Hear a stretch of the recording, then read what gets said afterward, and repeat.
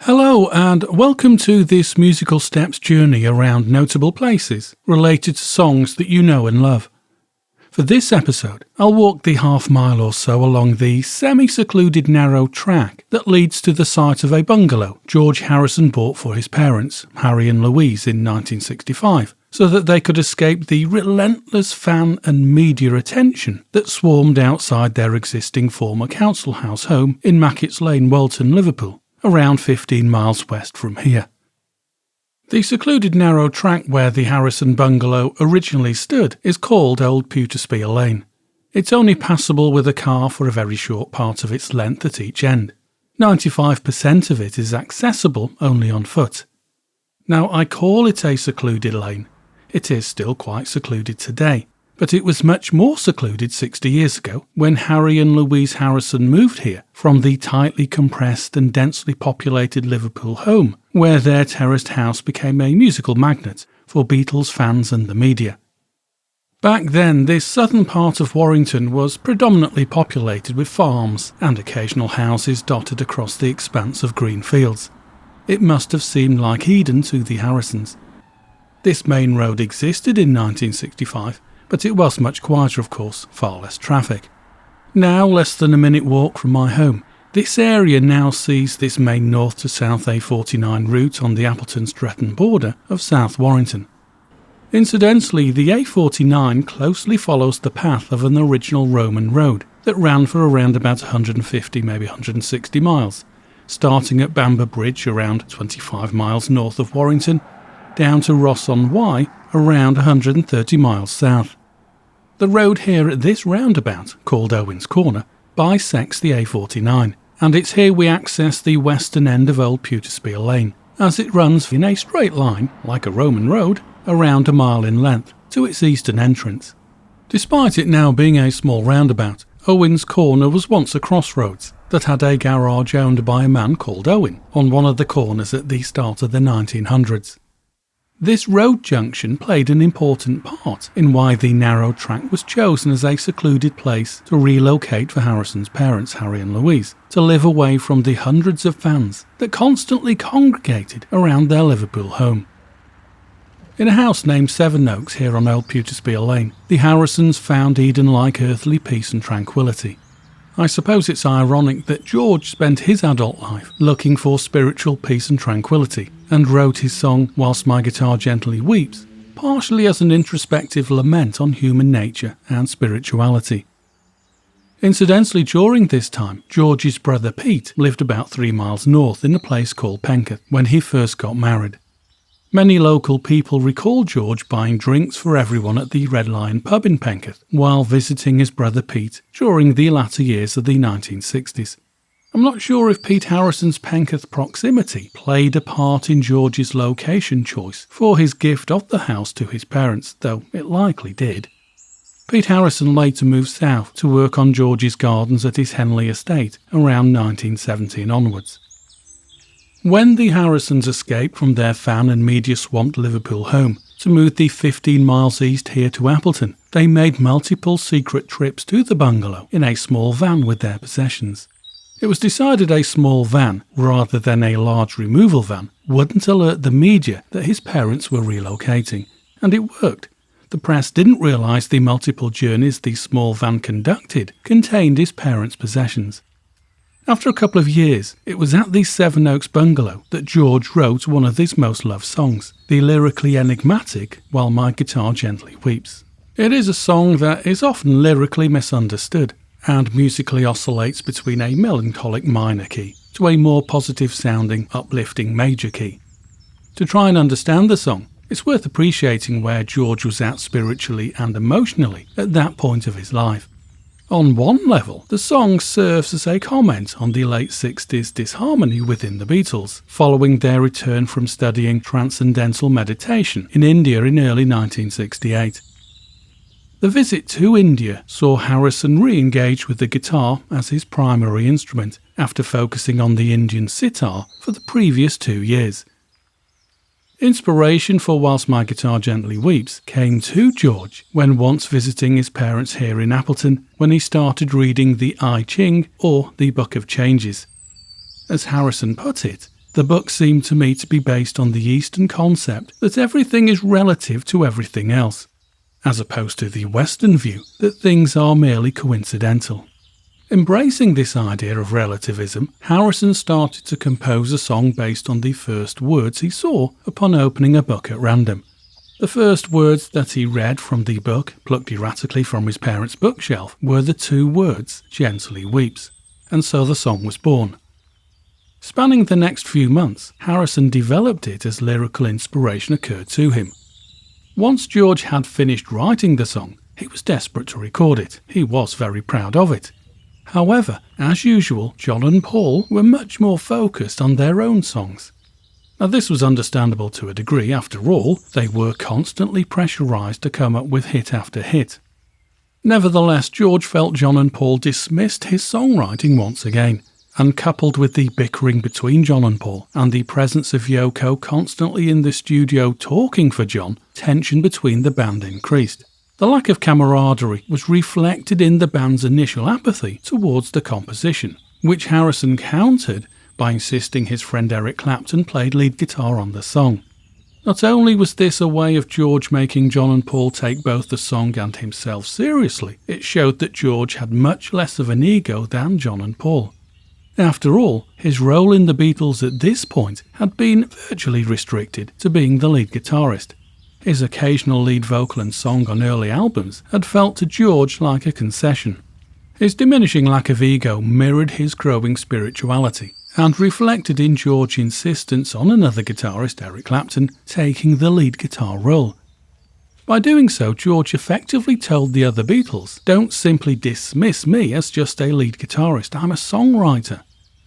That said, George wasn't as prolific a songwriter as John and Paul.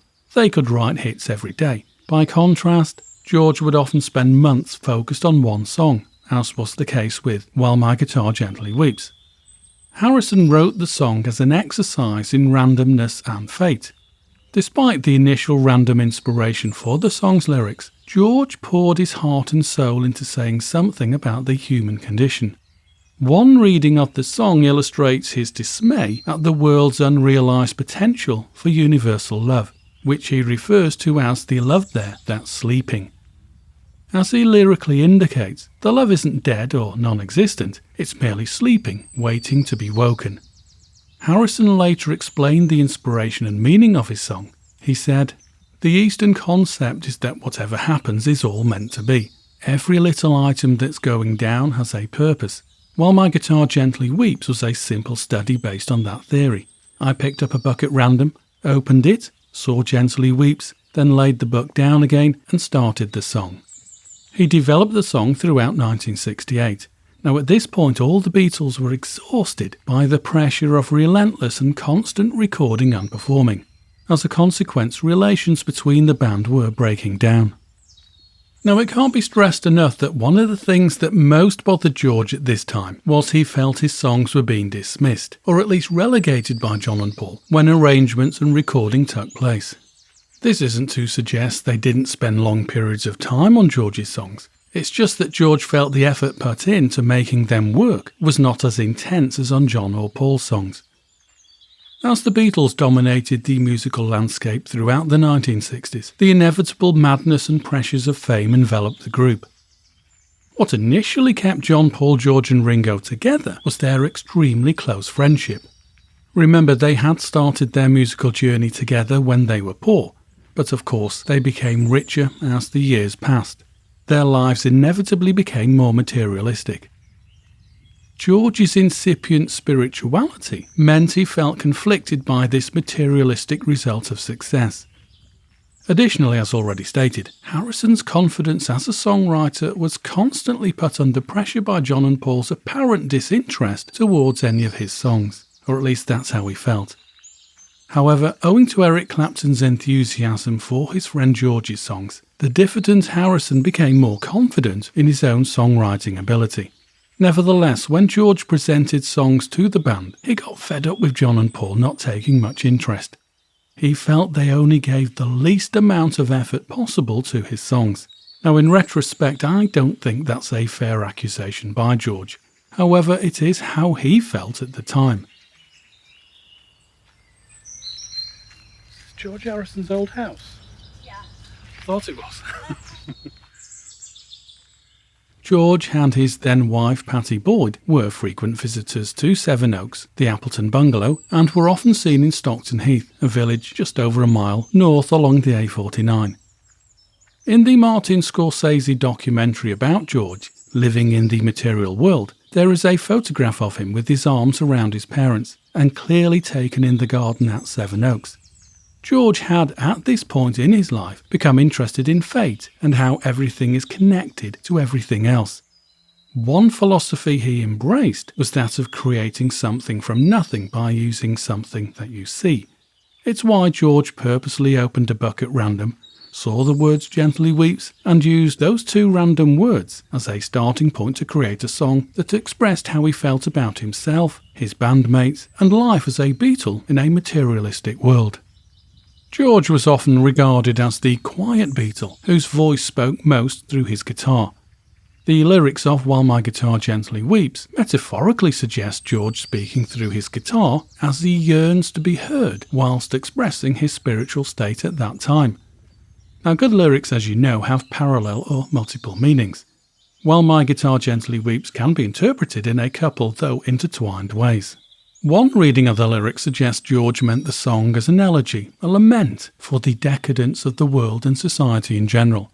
After all, George was the only Beatle that brought spirituality, not religion, spirituality, to the group. From a spiritual perspective, the opening line, "I look at you all and see the love there that's sleeping," indicates optimism or potential in people. From a spiritual perspective, George suggests there is hope, a capacity to love in every human for all mankind. But nevertheless it is sleeping, it isn't yet awakened. In parallel to this, from a more immediate or non-spiritual perspective, is this George castigating his bandmates for dismissing his songs, his expressions of his internal thoughts. His guitar, seemingly his only way of communicating, or at least being heard by John and Paul, cries, suggesting he wants their love and friendship to return. Remember, they were all going through a bad time at that point. His guitar, his voice, weeps for their approval. George continues with, "I look at the floor and I see it needs sweeping." Does he here direct our gaze to the ground beneath us to see and assess where we are standing, as a way of making us consider if we are individually happy where we are at that point in our lives? George indicates he, and by association the Beatles, and to a wider perspective the human race, have a need to clean up and be better people. We need to sweep away issues. Now, as the chord structure moves from the melancholic minor of the verses to a more positive major key for the bridge section, George sings, "I don't know why nobody told you how to unfold your love."